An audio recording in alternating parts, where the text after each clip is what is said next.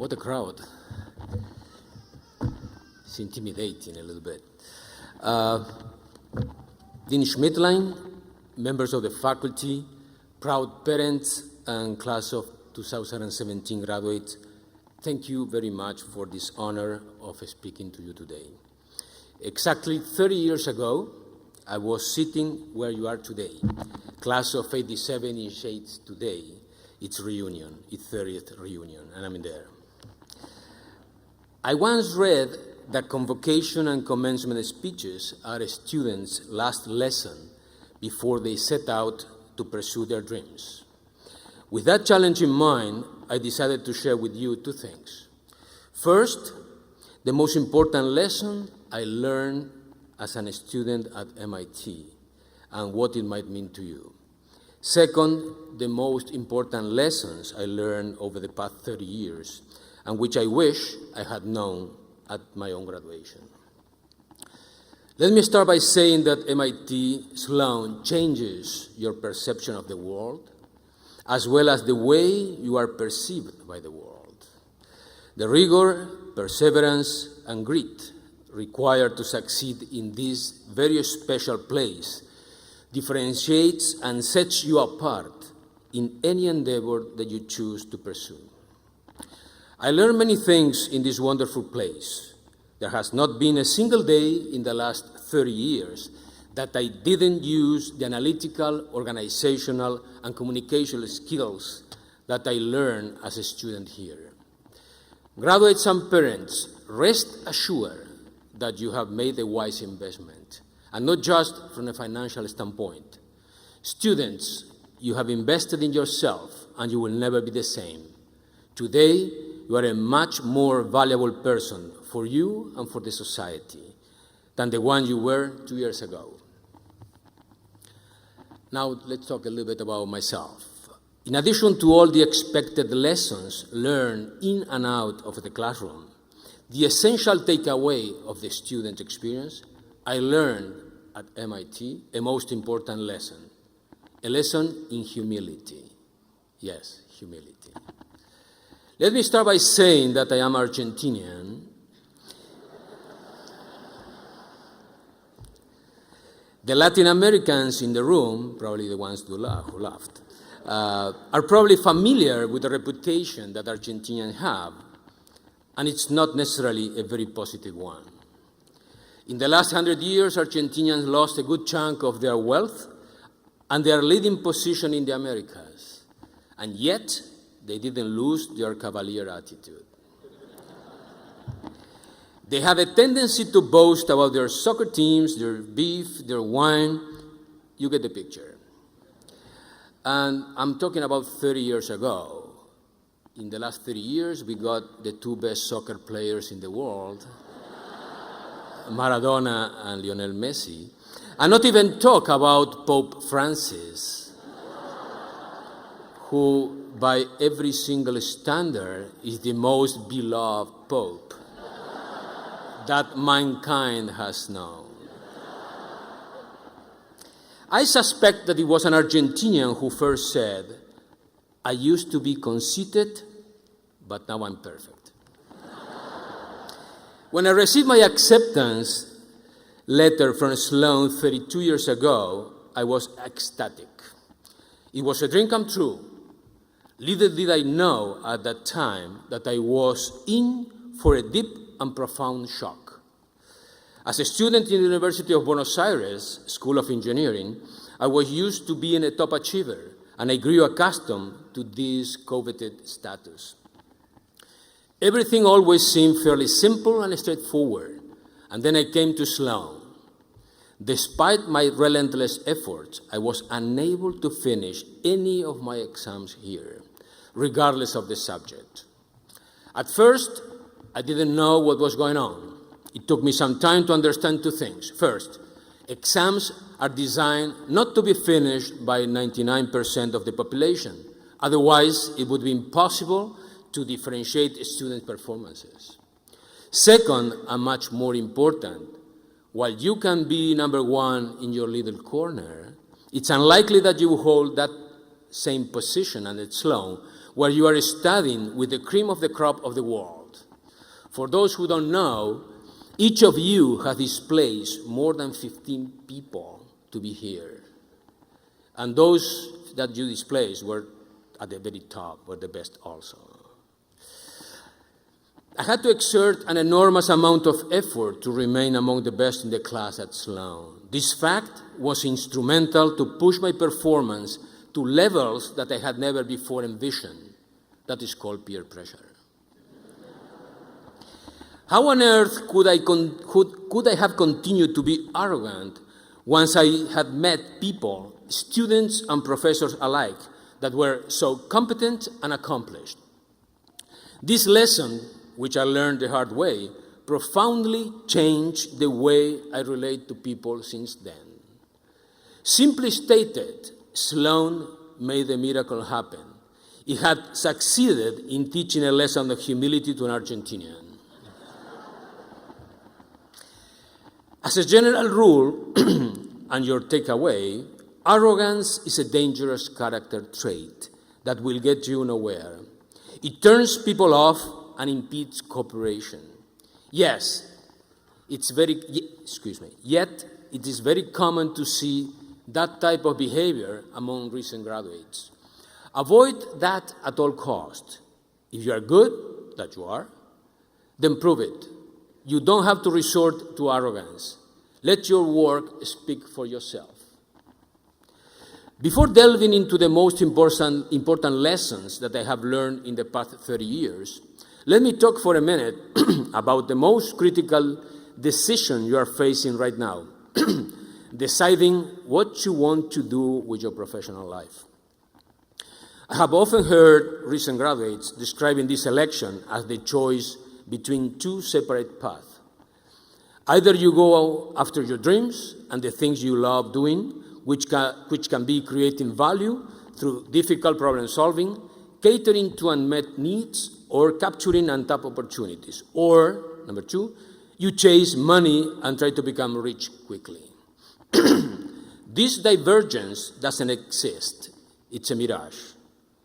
Trying to get rich is life's biggest booby trap. Success and the money that might come with it is the result of a job well done. It's the consequence of a nice story of value creation for you and for the society as a whole. To be successful in anything you undertake, you have to put long hours, sometimes from dawn to dawn. Even a small business is very demanding of your time. It's going to eat up all your time. But if you are doing something that you dream about, something you enjoy, you will love it. On the other hand, if you are doing something just to get rich, you are going to lose your heart.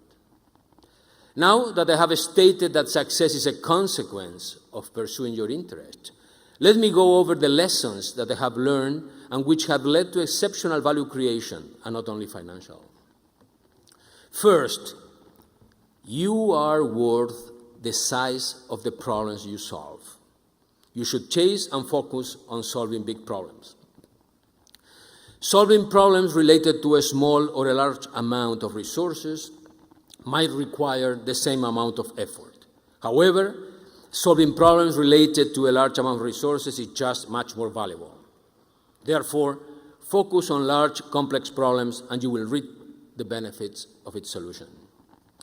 That is what my company, Gradus, is all about. Broadly stated, we solve large and complex productivity problems. Lesson number 2, focus is critically important.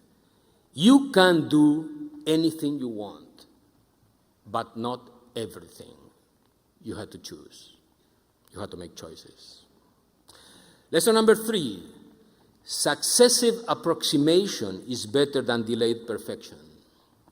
Most people wait. They believe they can only start after they have got enough resources, analyze all the possibilities, and obtain all the answers. By the time they're ready, the opportunities are gone. Oftentimes, it's best to start with any answer, albeit not the best, rather than waiting. So, get started, try, and get better by continuing to try. Every time I solve a problem and I look backwards, I always find that there was a better way of doing it, a more elegant one. Unfortunately, that better way is only obvious once I have finished. To put this into context, if Sir Isaac Newton had waited to announce his theory of gravity until he had considered all variables, quite sure Albert Einstein would have never developed his general theory of relativity. Lesson number 4, be prepared to make controversial or unpopular decisions. You are not there to please everybody, and you don't have to be loved by everybody. Avoid the tendency to procrastinate that type of decisions. Lesson number 5, never be satisfied. Set goals that exceed your current capabilities. After you achieve a goal, get ready for the next challenge. You need to aim beyond what you think you and your team are capable of, as it's the only way to really understand what you are really capable of. Then start all over again. Lesson number 6, never accept excuses. People make excuses for many reasons. They are afraid to take risks. They tried and failed, or they never even tried. Attaining success takes practice and persistence in order to overcome the limitations people create in their own minds. Rather than listening to their excuses, ask your subordinates how and when he or she is going to get the job done. Lesson number 7, learn to say thank you. In order to make an example of this, let me tell you a brief story. Charles Plumb was a U.S. Navy pilot in Vietnam.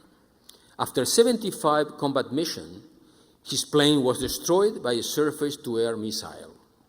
Plumb ejected and parachuted into enemy lands. He was captured and spent 6 years in a communist Vietnamese prison. He survived the ordeal and now lectures on lessons learned from that experience. One day, when Plumb and his wife were sitting in a restaurant, a man at another table came up and said, "You are Plumb. You flew jet fighters in Vietnam from the aircraft carrier Kitty Hawk. You were shot down." "How in the world did you know that?" asked Plumb. He said, "I packed your parachute." The man replied. Plumb gasped in surprise and gratitude. The man pumped his hand and said, "I guess it worked." Plumb assured him it sure did. "If your chute hadn't worked, I wouldn't be here today." Plumb couldn't sleep that night thinking about that man.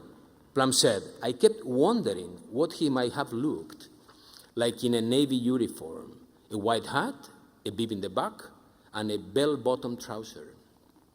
He wondered how many times he might have seen him and not even said good morning, how are you, or anything, because you see, Plumb was a fighter pilot and the other man was just a sailor. Plumb thought of the sailor and the countless hours the man had spent on a long wooden table in the bowels of the ship, carefully weaving the shrouds and folding the silks of each chute, holding in his hand each time the fate of someone he didn't know. Sometimes, in the daily challenges that life gives us, we miss what is really important. We may fail to say hello, please, thank you, congratulate someone on something wonderful that has happened to them, give a compliment, or just do something nice for no reason. Myself, I can say that quite often I forget to say thank you. In particular to the person that every single day folds my parachute. That person is Valeria, my wife, that is sitting down here in the first row.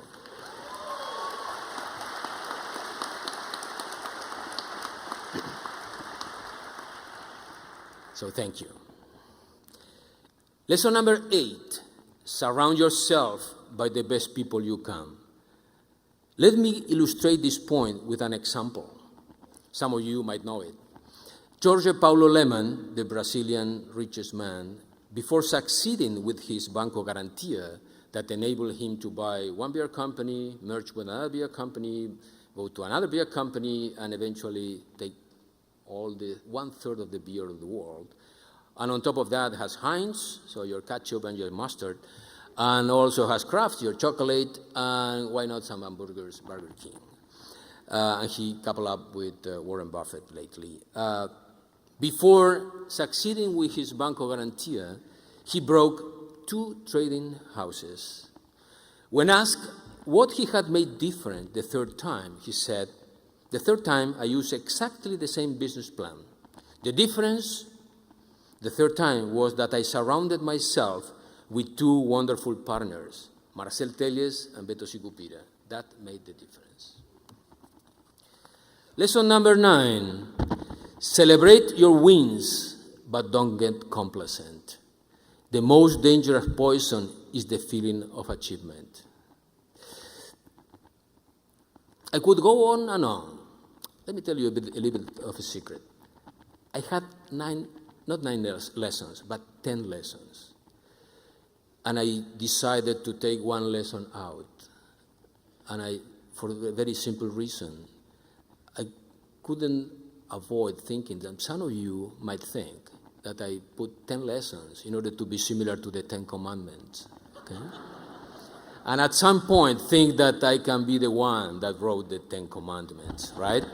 Which can be quite simple, being an Argentinian, okay? And now that we have someone to make all the deals, the Pope, it's simpler. Okay, I could go on and on, but I think that I have already shared with you the most important lessons that I have learned during my 30 years as a practitioner, and which were often learned the hard way.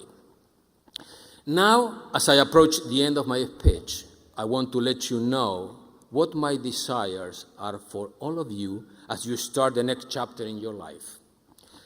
My first desire is that each of you make your best attempt at achieving your highest potential as productive members of society, and that you feel self-fulfilled, satisfied, and grateful for the opportunity to make such honest attempts and for the achievements that may ensue. My second desire is that you make us all proud of your belonging to the MIT community, our alma mater. For my third desire, I will just quote, in a free translation done by myself, the last verse of the poem Time, written by the Brazilian poet Mário Drummond de Andrade. I know that there are 21 students with Portuguese background. So I will read the poem. This very short poem is Tempo, the name in Portuguese, Tempo. Gostaria de lhe desejar tantas coisas, mas nada seria suficiente. Então, desejo apenas que você tenha muitos desejos. Desejos grandes e que eles possam te mover a cada minuto, ao rumo de sua felicidade. Now I'll go with my free translation. Time. I would like to wish you so many things, but nothing would be enough. Therefore, I just wish that you have many wishes. Big wishes that can move you forward at each minute towards your happiness. Class of 2017, good luck, go for it, and always remember 2 things. First, don't forget to say thank you to the person that holds and folds your parachute. Second, even more important, be humble. Again, thank you for the honor of allowing me to speak to you in such an important occasion.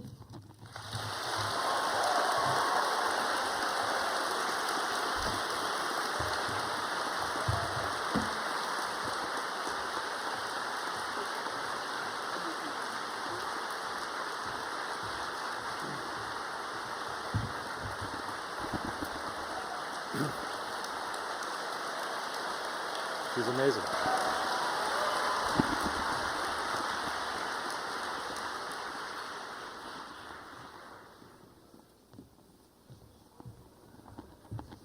Let's take just 30 seconds to put into practice Gustavo's rule number 7, to say thank you. we have an award called the Dean's Award for Excellence in Leadership. And we would like to award it today to Gustavo Pierini. And I'd like to read you, if I may, a portion of what it says. In recognition of exemplary and significant contributions as a principled, innovative leader who has improved the world. Through your hard work, focus, and ingenuity, you've built a career dedicated to delivering on promises, providing data-driven solutions, and seeking a deeper understanding. Your commitment to giving back through fellowships and the like demonstrates a commitment to this community, to MIT. Through your advocacy for and pride in your school and its faculty and students, you've offered an inspirational example of thoughtful, enduring engagement, and our students and our community are grateful. Thank you, Gustavo.